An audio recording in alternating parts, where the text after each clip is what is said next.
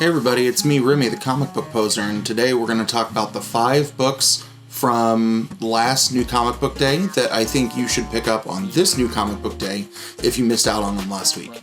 And we'll check that out after this. 1, 2, 3, 4, 5, 6, 7, 8, 9, 10, 11. There were so many good books this week. I really enjoyed everything from new number ones to books that are, 7, 8, 10, 12 issues deep on their arc. The only thing that I didn't read this week from the books I picked up were all of my X-Men titles, since I'm still a little behind, so my goal between now and Wednesday is to get things in my Hickman-approved reading order to play catch-up on what's going on in the Krakoan affairs of the world. So coming in at number 5 is Something is Killing the Children, number 9 from Boom Studios. It's written by James Tynion. The 4th, art by Weather Deldera and colors by Miquel Muerto. I like what is happening in this book because it's giving us the update on the goings-on in Archer's Peak that isn't directly kind of focusing on what's happening with the Slaughter's plan, and we see a new attack of the, baby monsters for the first time in the wild outside of the den. We are getting an update on, the health of James after he'd been shot a couple of issues before, and we start to get a lot more background information on Erica Slaughter as a child, and the panels here kind of showing what her background is, and finally why she has some of the powers that she does to be able to see, and kill these monsters is something that's very, very interesting to kind of help push her forward, since she is dealing with multiple threats in Archer's Peak. But the way that this book ends, this was the first time in a while that I've been really, really shocked by the ending of the book, and it's the resolution of what we saw in these kind of opening panels from the baby monster attack. So I continue to love this book. I continue to be excited that I've read this as I'm starting to build books that I want to send to CGC to get graded. I think I'm going to be sending a couple of my first print variant covers of Something is Killing the Children in, because this series to me has just been start to finish exceptional. Coming in at number 4, also from Boom Studios, is Alienated number 5 by Cy Spurrier, Chris Wildgoose, and Andre May. This has continued the sequence of things that we saw in the previous 2 books in terms of the interaction with the alien and each child named Sam. So 3 we saw Samantha, book 4 we saw Samir, and now in book 5 we see what's happening to Sam, and we get to see not just an update on what's happening to Samir after his incident of self-harm, but you're seeing some of the challenges that Sam has, right? He is going to the guy who's kind of running that video, the vlog contest, and he wants to confront him. And this is where we start to see the interaction that this Sam has in terms of the powers with the alien. And we see a couple of things here that are really kind of trippy, because maybe we start to get the first kind of glimpse of what's going on in terms of the alien, in terms of looking at his home world and starting to look at the thoughts, the feelings, the actions of the alien as an entity, which slowly got developed in the previous book as we saw how it was affected through Samir's acts of self-harm. But we're seeing all of these happen, and we're looking at kind of the outrage of what happens to Sam, right, and kind of that mysterious character that he creates on his vlog with his conspiratorial talking points. And we start to see what is coming from him in that connection where his anger comes from, what might happen. So see this take a hard turn at the end of the book to look at, the next level of possibilities that can come from what is happening with the alien. I'm guessing that Book 6 is going to be the conclusion of the first arc, and we're all going to salivate and wait for the trade from Series 1 to drop, and then the beginning of the next arc. For a book that I was kind of lukewarm on for number 1, I'm reading this book until they stop printing it, and then I'll probably fanboy out on the internet in outrage and talk about why this series was gone too soon, why we should always have Alienated and make it a long-running title from Boom Studios. Coming in at number 3, Big Girls number 1 by Jason Howard.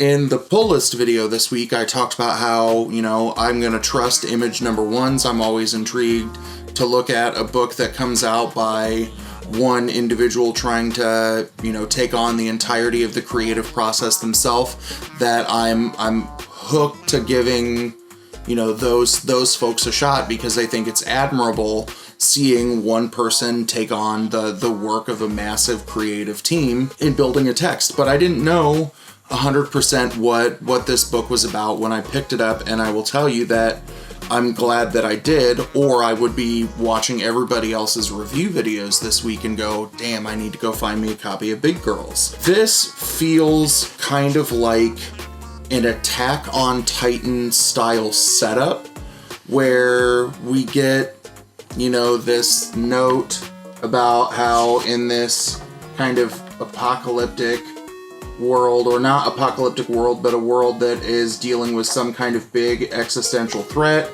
that they're dealing with, something that is literally massive to attack the city. There are walls, we have to keep the barrier strong, and there's a, register your pregnancy in a very draconian fashion, because we find out that there is something that happens that causes people to mutate and become massive, and we, this is where we get the big girl mentioned in the title. Like I said, this feels a little Attack on Titan-esque meets Attack of the 50-foot tall woman in terms of kind of the story delivery. She is not seen as one of these large existential threats that we learned that, she was mutated, she went through this transition to be huge, but she is working with the task force that is rooting out, looking for these large people that have some kind of potential to be damaging. And we see her get to work in the field in a few short pages, and we learn that a man that they've been tracking is, they're seeing how often he goes to buy food, how much food he purchases, where, bringing it into his home, and they learn that he has a secret child who is at home that he's kind of feeding, and you can see some elements of kind of the mutation of the child, not that he's just massive, but if you look at some of the lumps, the boils, the markings on his arm, it's matching some of the things that we're seeing her fight against on the cover. I'm intrigued by looking at what is happening, especially after that first mission and we see her back at the cube. We get more of a taste of why we are seeing mutations, what the real threat is. We get an origin and better explanation of these beasts that we are seeing on the front cover that I don't want to show because that's in the last 3 or 4 pages and I don't want to spoil anything. But I think this is very, very interesting. I think Jason Howard has put together one hell of an initial book in a series that I could have some longevity to it, but I'll make a stronger calculation on whether or not that's right or wrong when we get to see book 2 in a couple of weeks. Coming in at number 2 from AWA, Devil's Highway number 2. This is Ben Percy, Brent Scoovner, and Nick Filardi. We get a lot more insight into some of the events that happen in the end of the first book, and we see kind of a return to the notion of a truck stop that is kind of the end point or the starting point of some of the dramatic elements of what is happening at the end of book 1. And you essentially see a prostitute walking through that large connection of trucks trying to make some money until she's attacked.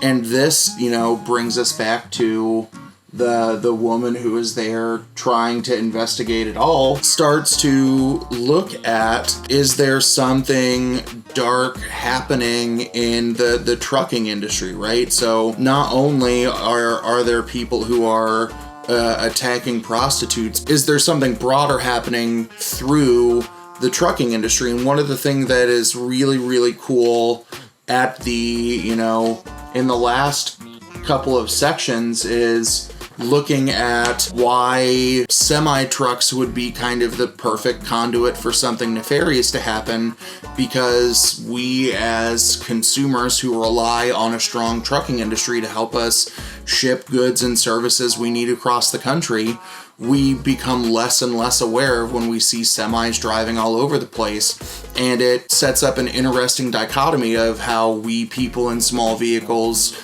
become unaware of the semi-trucks, of the tractor trailers, but they are very, very aware and watching the smaller cars that we might not notice them, but they notice us. And it sets it up as kind of this perfect mysterious spot for something really, really dark to happen. And spoiler alert, things get crazy again in the last 3 or 4 pages that set up kind of the grander conspiratorial arc. We saw that the snake, the symbol, and all of those other items used heavily throughout the first book. In the second one, we are starting to see some more intentional uses of that symbol and not just it being discovered somewhere. So we're starting to bigger pieces of the puzzle. So I think kudos again to Percy and the creative team that they've done a hell of a job creating yet another new horror or suspense tale. Coming in at number 1 for the week is Vlad Rockle number 2 from Scout Comics. This is by Matteo Struckel and Andrea Moody. This book does it for me again. When book number 1 came out, this was, my second or third ranked book of the week that I think I talked about how it did a good job establishing the ruthlessness of Vlad Rockle and the desire that he may have, or the brazenness he has to take on the Ottoman Empire. And this book really starts to show his ruthlessness in battle, especially after killing that diplomat, and we are seeing him, outgunned and outnumbered in terms of the number of troops on the battlefield, and he's out there absolutely crushing it. And we get the lovely imagery of, Vlad the Impaler being that, maniacal head on a stick style individual, right? That he is out dining amongst all of those things. And what we are seeing in this book hop back and forth is not just his continued battle against the Ottomans, but we're starting to look at why he may have it out for the Sultan. We are seeing a relationship members of his family may have had with the Sultan at some point in the past or the future, in terms of creating some connections between the two of them. We get another interesting kind of dichotomy in terms of looking at the relationships between the two women in Vlad Dracula's life, in terms of looking at his wife, the mother of his children, and he sees her as kind of that vessel of his bloodline, and then the woman that he is actually in love with, and the ones that we've seen. We get another kind of big heart-pounding epic battle sequence towards the end, and I am really excited to see what is happening in this world of Vlad the Impaler and the crazy nature of that period in history that we tend to not get excited to teach kids about anymore. What did you think about the books I picked this week? Are there any things that that I read that should have been on the list, let alone higher on the list? Let me know in the comments down below. If not, thanks for stopping by, and as always, have a good one.